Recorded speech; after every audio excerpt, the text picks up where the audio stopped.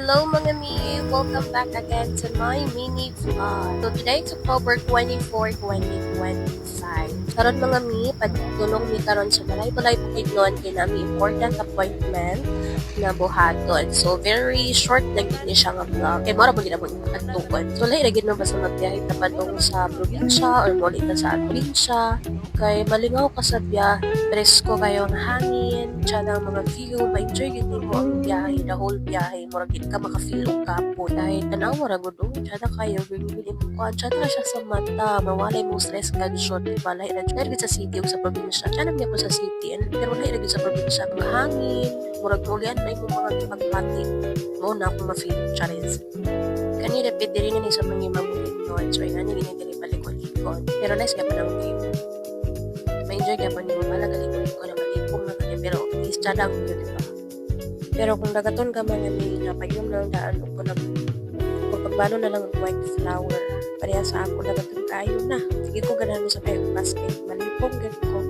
Especially ka ng mga clothes, mga bugnaw, mga band, aircon na, ayaw na lang yun. Ganahan ko kung magmotor o magpadya kayo, nami ka sa feeling, kaya nahangin mo, hindi ka makuha. Nagaton mo, nang ganahan ko magbiyahe ng motor o magpauka, okay. Yan malipong, di ba talaga to? Ambot mo yung anong na maging ganit, nagaton mo, kaya. Masanaon na lang tanong mo ba nga, ito nagaton mo, ma-enjoy ganyan biyahe. Talaga gano'n niya, nagaton na. Balon ng itani, permitted flower, inuman ko na nindaan. Pwede magkaon-kaon kayo para di magkasuka, Diyos ko, bibit na limpay. Maunang makasanaon na lang kita sa upan nga, hindi nagaton. Diba, tanawang view mga bib, magka-lovely, tsaka dyan kaayos, ano na yung naging si Lord na social media, okay. Perfect. Maong maka-thank you Lord na lang yun to. May grabe lang yun si Lord sa siya na yung malihong mo bubuhat sa atong life. Bisan pa man nga maka-experience na og mga problema, mga ups and downs in life. Pero ang tanan, kabalutangan na, yung rason si Lord, ganong na-experience na to ni, ganong na-feel na to ni, ganong nasakitan ka, ganong na-failure ta, or na-fail ka sa atong plan. Kaya naapad na ay best nga buhaton si Lord sa ato. Manang salig lang yung tablaban lang yung permi sa life. Enjoy lang na to ang sa banat sa ato karon and continue lang yun na sa ato ang mga goals and life. Huwag lang yun kalimutan si Lord. Let Him be the center of your life. So, marato, sure is mo sa tagtuan nito. Sa kanila tuan, ang asan nila napita, di ba? Pabili pero asan nila ng lugar, pero feel lang ko hapit na may makaabot. Paagi na may mga leaders sa atong Bridge, isa ni siya sa pinaka-highest bridge here in the Philippines. Located niya siya dito sa Ipasugong, Bukidnon. And ang iyahang standing ano mga nasa 64.5 meters from the road to the bottom footing and measuring 223.04 meters in length. Finally, nakabot na gimigari sa Malay-Balay, Bukidnon. Medyo traffic siya light, pero dili kayo. Dila morot mong pasensya. Charis, mura sa tag-truan nila, mura sa tag-true vlogger, di naman vlogger, may tawag video-video lagi ko mga bigay for documentation or for memories, kay kukun, matigulang ta, or when we get old, pero may ta makalaglag kayo, na sakit ng tuhod. So, nakatay-tanawad ng mga videos, na nakanulik ko ang lugar, nakaibalikan ng memories.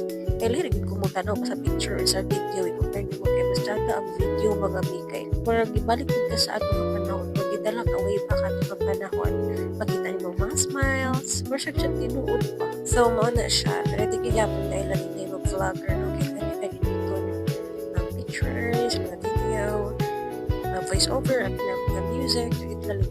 Pero isa po siguro sa ilang razon lang ganun ka-vlog sila kayo for memories. Aside sa maka-income ka. Kung mag-vlogger na lang itang tananan.